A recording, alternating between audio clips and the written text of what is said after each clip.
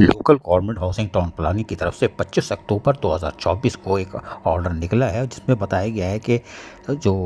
Black day बनाना है 27 अक्टूबर 2024 को। और ये इसके लिए बताया गया है 27 अक्टूबर 2024 को हम ब्लैक डे बनाएंगे। और इसके लिए भी उन्होंने कहा है कि पूरे पाकिस्तान में इस हवाले से प्रोग्राम को तश्कील दिया जाए और इसके लिए नेशनल जो ये वायलेशन की गई है जो भारत ने की है कश्मीर में, उसके ख़िलाफ़ खुल कर ये जदी का इजहार किया जाएगा। लेकिन 23 अक्टूबर को जो जारी लेटर था उसके अंदर वाज़ेह तौर पर बता दिया गया था ब्लैक डे जो होगा वो इतवार को होगा, यानी 27 अक्टूबर इतवार की पड़ रही है। लेकिन इसके अंदर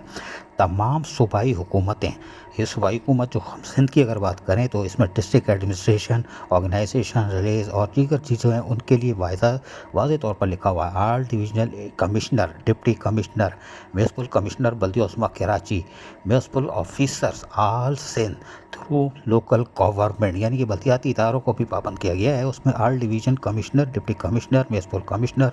KMC कराची, म्यूनसिपल ऑफिसर और उन सब के साथ साथ दीगर डिपार्टमेंट्स को भी बाकायदा हिदायत जारी कर दी गई हैं 23 अक्टूबर में पहले। और 25 अक्टूबर को वाज़ेह तौर पर बता दिया गया था कि इतवार के दिन पड़ेगा 27 अक्टूबर। लेकिन उस दिन भी तमाम लोग ये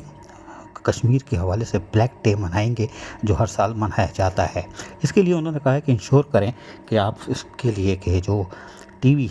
कोई फिल्म हो या कोई ऐसी जो कश्मीर के हवाले ब्लैक डे के हवाले से हो वो अपने लोकल केबल टीवी पर या सोशल मीडिया पर भी मुतारिफ कराएं, यानी अपनी एक्टिविटीज़ को नुमाया करें कि हम पाकिस्तान कश्मीरियों के साथ हैं और उसकी हक़ खुदारियत के लिए हम कभी पीछे नहीं हटेंगे और पाकिस्तान एक ज़बान होकर और पूरी 25 करोड़ आवाम इसके लिए तैयार है। अजीज़ आरिफ, KBS बल्दियाती न्यूज़, कराची।